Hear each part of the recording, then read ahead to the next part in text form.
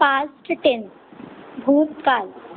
Past tense में भी हम प्रेजेंट टेंस की तरह ही 4 पार्ट्स पढ़ेंगे। Past indefinite, past continuous, past perfect and last past perfect continuous.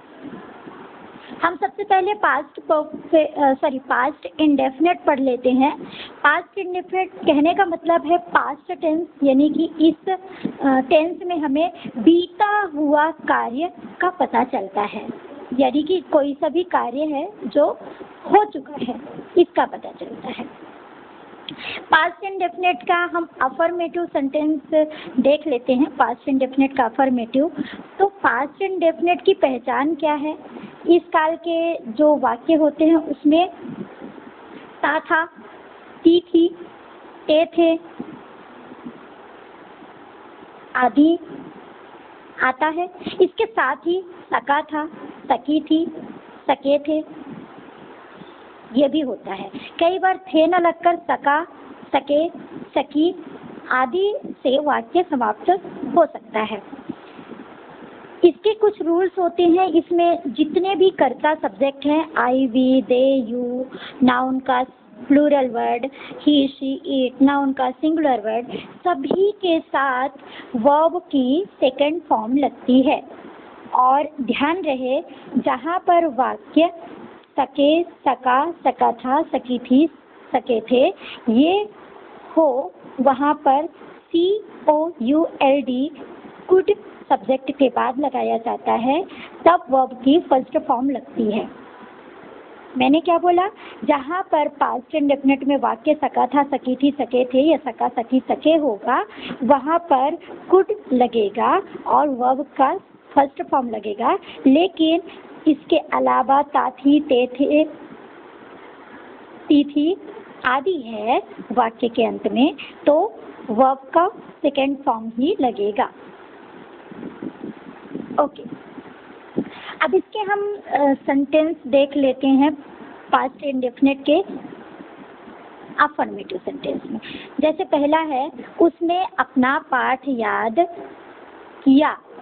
अब याद किया लास्ट में, हाँ, एक और पहचान होती है लास्ट में किया, की या कोई सा भी जो शब्द है उसमें आ, ई, ए भी आ सकता है। तो उसने अपना पाठ याद किया, यानी कि हमको ये पता चल रहा है इस वाक्य से कि जिसने भी, मतलब कि वह जो अपना पाठ याद कर रहा था वो पूरा कर चुका है, पूरा याद कर चुका है, इसलिए उसने अपना पाठ याद किया। He learnt, LEARNT, learnt his lesson। Second है, मैंने एक गाना गाया। I sang a song। हमने कल एक पत्र लिखा था। We wrote a letter yesterday। Fourth, कुत्ता भाग सका था। The dog could run। Fifth, तुम वहाँ जा सके थे। You could go there। वे प्रतिदिन फुटबॉल खेला करते थे। They used to play football daily।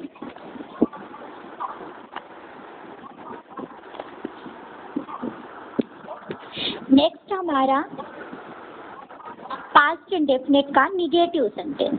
Past indefinite का निगेटिव सेंटेंस में क्या होता है कि इन वाक्यों में जो है प्रत्येक सब्जेक्ट यानी कि कर्ता के साथ डिड नॉट, डिड नॉट लगाया जाता है और वर्ब का फर्स्ट फॉर्म लगता है। और इसके साथ साथ क्या होता है, यदि वाक्य में कभी नहीं शब्द आता है तो वहाँ पर नेवर, सब्जेक्ट के बाद नेवर लगाते हैं और वर्ब की सेकेंड फॉर्म लगाई जाती है।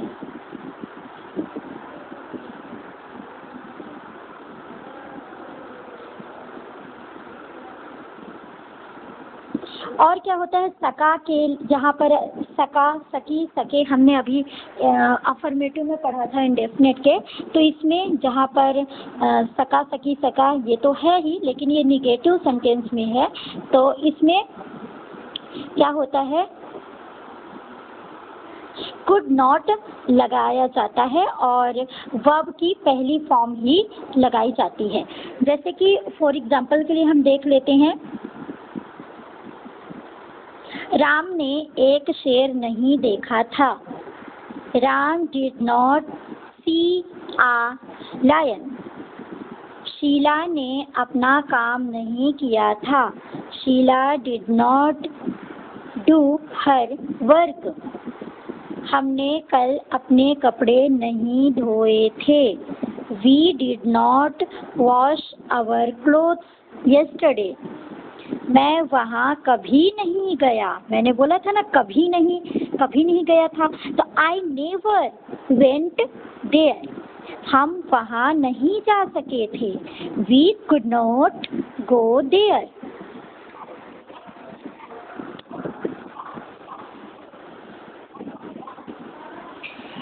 अब हम देखेंगे पास्ट इंडेफिनेट में इंटरोगेटिव सेंटेंस।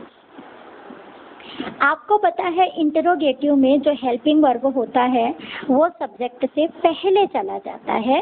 कहने का मतलब है सेंटेंस का पहला वर्ड हेल्पिंग वर्ब हो जाता है, उसके बाद सब्जेक्ट, उसके बाद वर्ब, उसके बाद लास्ट में ऑब्जेक्ट हो जाता है। ठीक पास्ट इंडेफिनेट के भी इंटरोगेटिव में ऐसा ही होगा। आपको पता है जहाँ पर क्वेश्चन पूछा जा रहा होता है, ता थी, ते थे, ता था, ये सारे तो पता ही है आपको। तो इनके पहले जितने भी सब्जेक्ट हैं उनके पहले डिड लग जाएगा। और जहाँ पर सका था, सकी थी, सके थे प्रश्न के साथ होगा तो उसके पहले कुड लग जाएगा। हम कुछ एक आध एग्जाम्पल देखते हैं। जैसे कि क्या तुम्हारे पिता कल दिल्ली गए थे? Did your father go to Delhi yesterday? Second, क्या मैंने पुस्तक पढ़ा था? Did I read the book?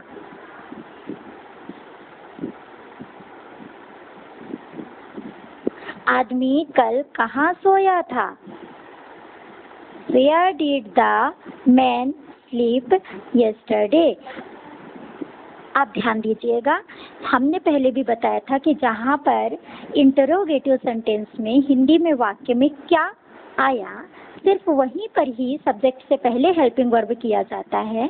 बाकी क्यों, कब, कैसे, कहाँ, ये सारे जो क्वेश्चन वर्ड होते हैं, तो इंग्लिश में क्वेश्चन वर्ड जो है हमारे सेंटेंस मेकिंग के टाइम पे सेंटेंस का पहला वर्ड हो जाता है, उसके बाद हेल्पिंग वर्ब, उसके बाद सब्जेक्ट, उसके बाद वर्ब, उसके बाद लास्ट में ऑब्जेक्ट। ध्यान दीजिएगा, आदमी कल कहाँ सोया था, क्या तो इसमें है नहीं, तो कहाँ को इंग्लिश में केवल क्या बोलते हैं, वेयर। अब मैंने बोला ये क्वेश्चन वर्ड सेंटेंस का पहला वर्ड हो जाएगा, तो देखना वेयर, फिर helping verb did, the man sleep yesterday.